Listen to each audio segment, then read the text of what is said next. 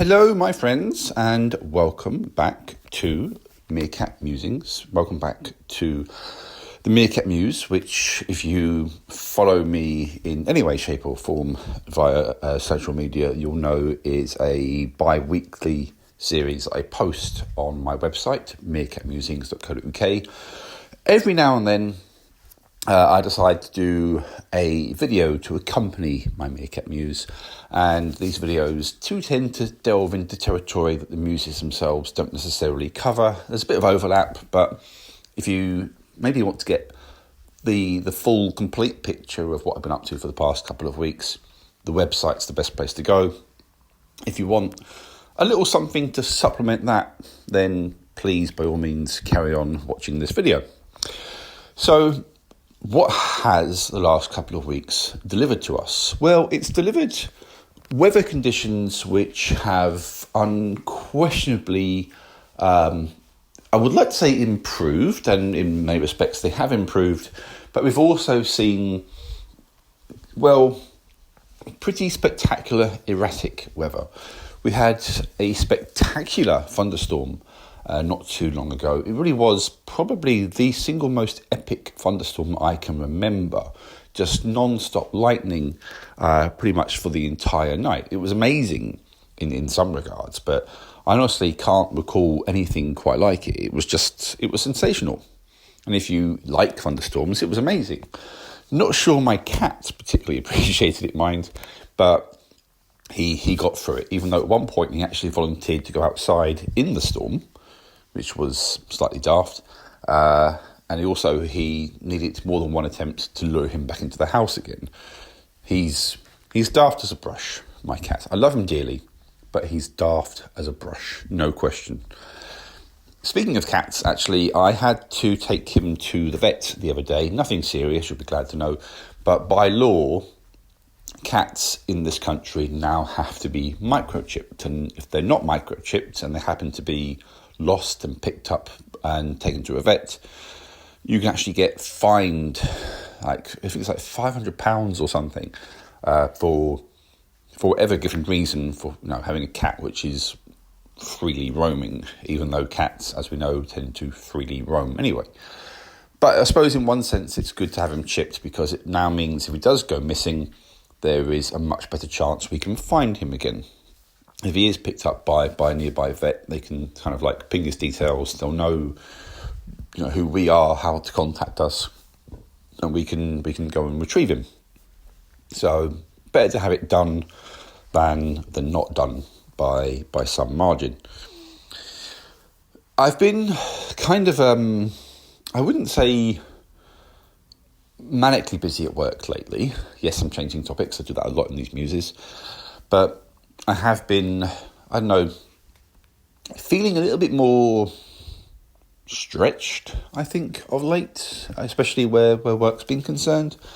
My manager went away for a week, and when you're short-handed, things can feel a touch more stressful.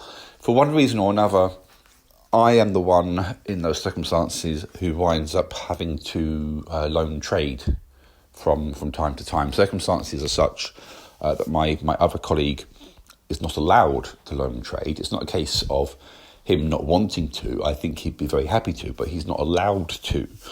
And therefore, when we're down to just two people, the circumstances therefore come around that I have to work on my own from time to time. I say on my own. I was fortunate enough that the regional manager, who happens to be a friend of mine from a previous job, was able to pop in on one of those days and provide some company and someone to talk to, which is handy, to put it mildly. It does help make the day go by quicker. But there were other days where it was just me. And, typically in those circumstances, things can be a little bit stressful sometimes. You end up with a few groups of customers in at once, and then, of course, you've got queries via email, you've got queries via phone. You can just start to feel pulled from pillar to post a little bit. And when you have more than one day like that, you can really start to feel pulled from pillar to post. And as I say, I'm feeling a bit stretched by this all.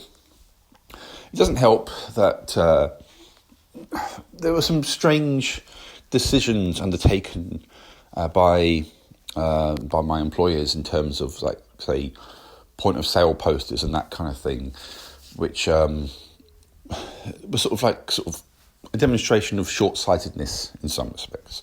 Don't get me wrong, I'm very happy to work for my employers. I actually, for all their faults, I think they're quite a good company to work for. The reality is, you'll never find a company to work for where you can rave about them being a perfect company. Every company you work for will do things in a way that not all of their employees will like or appreciate. You can poke holes in the practices of any business. But I do rather appreciate my employer. There are a number of things about my job that I enjoy. Some things I think need to be maybe planned out better. Point of sale being a case in point. We recently changed our point of sale system from these little tiny, like, kind of ticket-sized price tickets to these A4 price tickets, which means a lot less work for future price changes. Except when we launched a sale, we were suddenly told, right, so we haven't actually got this system updated yet, so we're going to have to go and print off all these mini tickets again and then put them out. And to make matters worse, the holders that we were using for these little tickets, well, most of them got destroyed when we took them off, because we were told to take them off and then clean the walls. And so the holders who would have used for these tickets, we've destroyed them, as I think a lot of stores did, because they weren't needed anymore. Except suddenly, a few weeks later, the company's like, oh, we actually need to use these again. And it's like, well, if that had been maybe planned a bit better, perhaps you wouldn't then be in that situation, because it's quite faffy.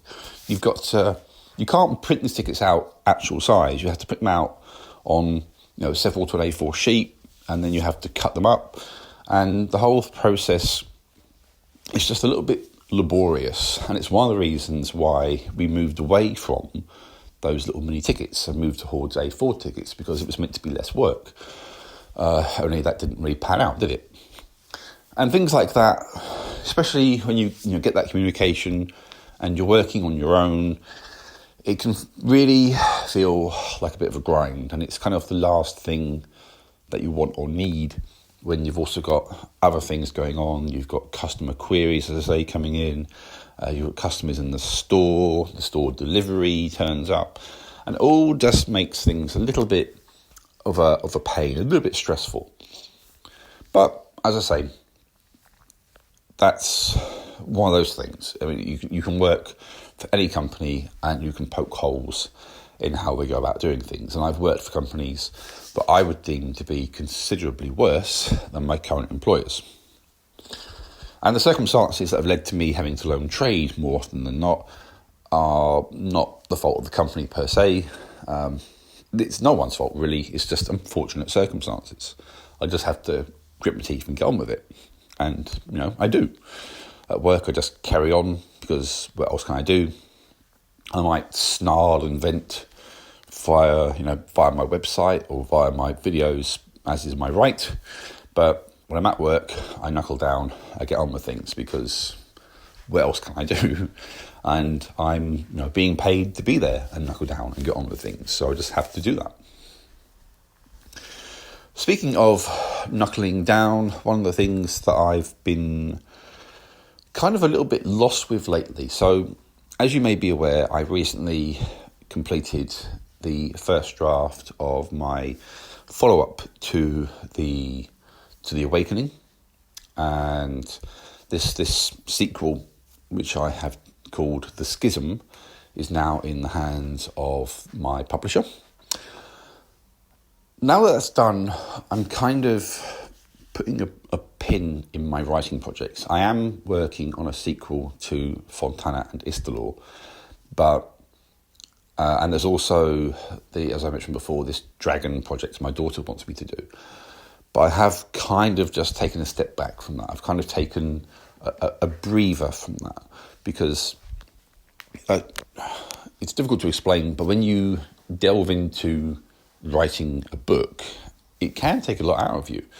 You're trying to pour a lot of heart and soul and a lot of creativity into something. So when you reach the end of that journey, it can leave you feeling a touch drained and a touch weary, shall we say, of that process. So, as I say, I've kind of put a pin in my writing projects for the time being, which is not to say that I won't return to them, because I will. Among other things, I want to develop a third part of my Chon If saga. So you've got the Awakening, the Schism, and I do intend to write a third part in that story. But I haven't really even begun to think about how that's going to go.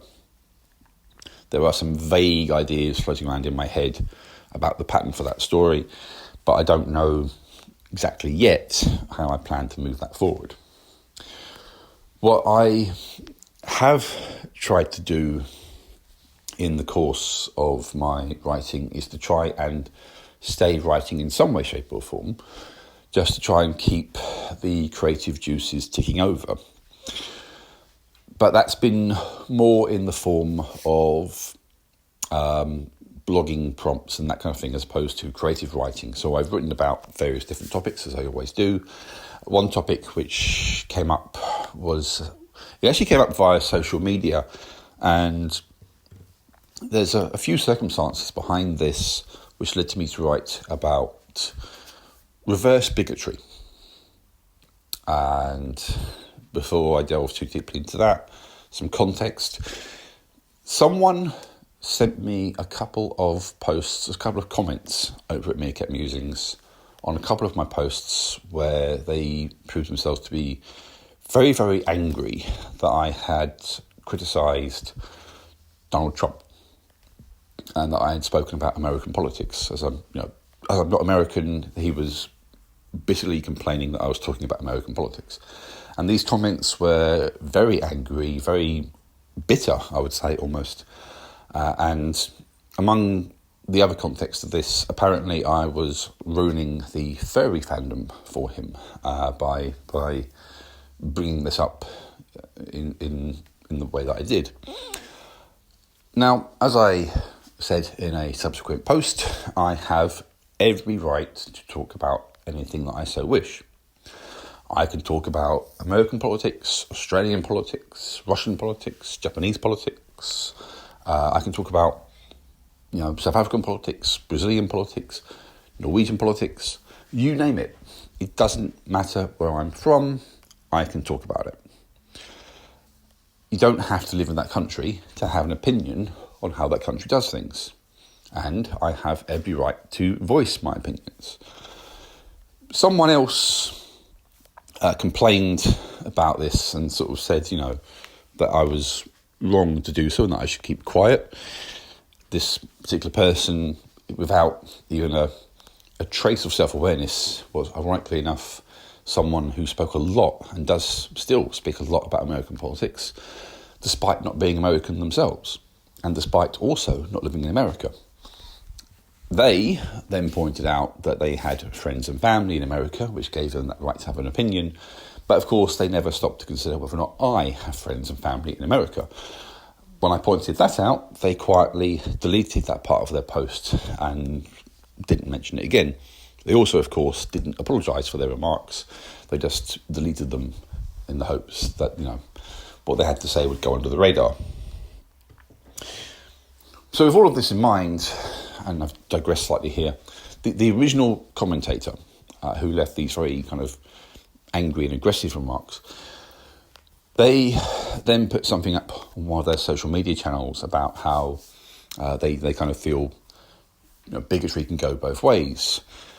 One of the things that they actually sort of referenced on one of their profiles was how all lives matter. And, yes, they do, but there's lots of context behind that, which I'm not going to go into just yet. But anyway, they talked about bigotry going both ways. Now, as I explained in a post on my site, it can. There are instances where, for example, women might hate men for certain reasons. That's what's known as misandry. And there are situations where black people might resent and hate white people, and there were circumstances where members of the LGBT community will perhaps harbour resentment towards people of a conservative religious persuasion. So you could argue, yes, these things go both ways, but the difference is, and this is important here, the reasoning. There's been, historically speaking, lots of concerted efforts to control women throughout the course of centuries. It's been the case that men have tended to sort of dictate how women are treated, and often women have been treated as property, as servants, as less intelligent, as objects for male gratification. And there are numerous examples throughout history of this. It still goes on today in many respects. And it's something which is embedded into our power structures. It's something which is woven through the fabric of our society. It's something that gets into the mindsets of governments and the authorities. Likewise with racism.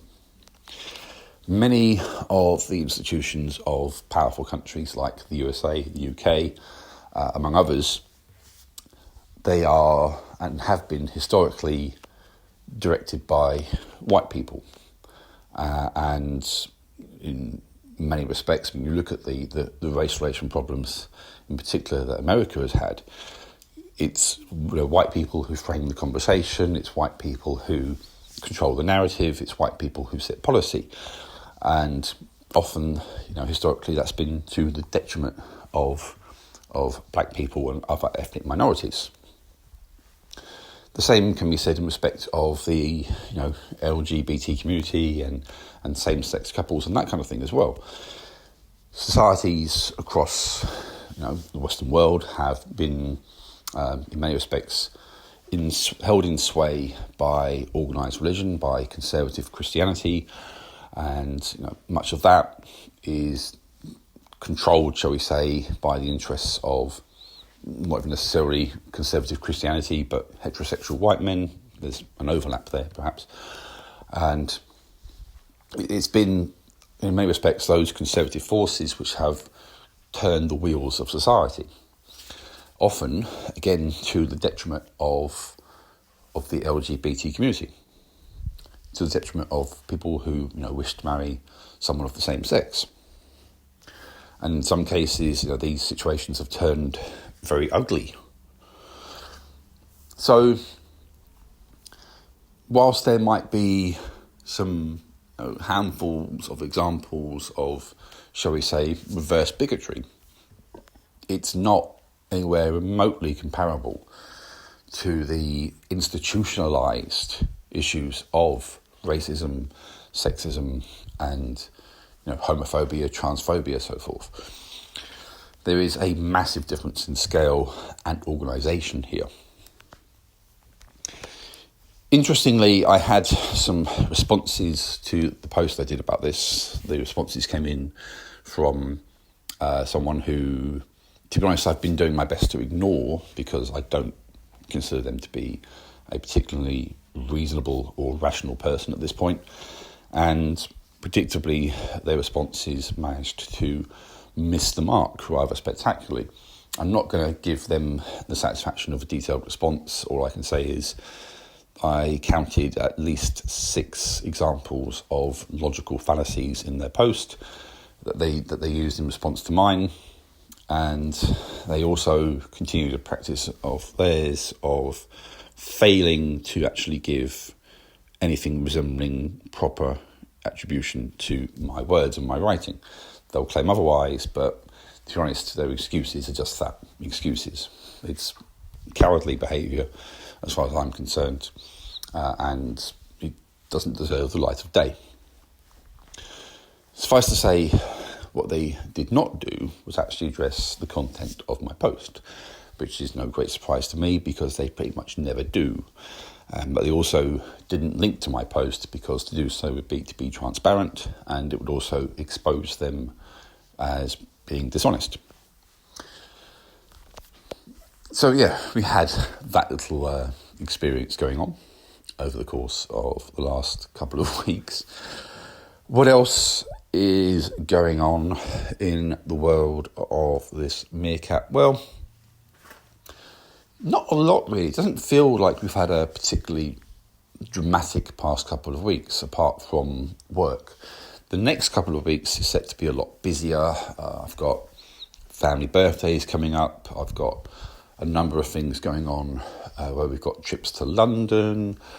In fact, we've got, at the end of May, we have 3 separate trips to London to look forward to, which is going to be tiring and draining, to be honest, because some of these are going to come at the end of days at work, and then we're going to have to rush out and jump on the train and not get home till late at work the following day, and it's just going to be a touch exhausting, I think, from my point of view.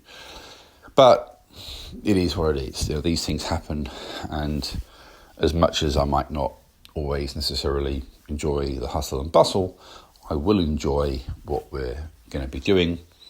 In fact, there is the possibility on one of those days, and I think it depends on location among other things, but we're going to find ourselves in London's sort of Chinatown district, and well, my daughter wants to go to a Chinese buffet in this area. I don't know what restaurants in the area actually offer up buffets, but there are plenty of Chinese restaurants that we could, possibly sort of take a trip to. So something to consider. There's also other restaurants, of course. So if by the time we get into London, my daughter is already bored of the idea of Chinese, which could happen, then there'll be plenty of options. I mean, it's London. If you want something to eat, take your pick, because there's something for everyone in London. London is actually a place that I have written about before and could write about again in so many different ways, because it's such an amazing city. I mean, it has its problems, as does every major city, but it's also got so much to see, and there's so much that you don't know about. There are many, modern parts to London, but there's also so much history there. If you go off the beaten track, down any particular given street, you'll see loads of old buildings. You'll stumble across little hidden gems of shops, and it's a remarkable city. It's a remarkable city with a rich history, and if you ever have the opportunity to set foot in London, you won't regret it. I think it's a marvellous place with history going back all the way to Roman times. There are Roman ruins, actually, funny enough, right near a station that I go through whenever I go into London, you go through the station. So you'll see these beautiful Roman ruins, and it's a kind of reminder as to just how far back London goes. And these ruins were old when the Tower of London was being built. That gives you an idea as to the sort of scale that we're operating to here. I think we're talking probably over 1,000 years old when London first was really becoming the London that we know today. So there's a thought for you as to the history of the region. But I have once again sort of digressed slightly. That's the thing about these muses. They tend to not really flow as such, or they flow in random directions. So make of that what you will. Perhaps this has bored you terribly, listening to me divert topics and switch around and swing about here, then everywhere. But that's what I do. That's what I do with my muses. There isn't a set subject matter here. It's just me going off on one for an indeterminate length of time. And with that, as I'm going to say, I'm going to direct you to www.meerkatmusings.co.uk to actually get a proper, better, decent glimpse, if you like, into what I have to say. I produce these muses, as I say, every couple of weeks, the website, there's other content there, of course. There's all sorts of things going on over there. If you want to leave comments and whatnot, I'm quite open to that. I would just ask you to check out the comments policy first, and then we just take it all from there, really. So I will leave it at that, because I suspect I've rambled on for too long as it is. I hope that you are all well, and I hope to touch base with you all again real soon. Love to you all. Bye-bye.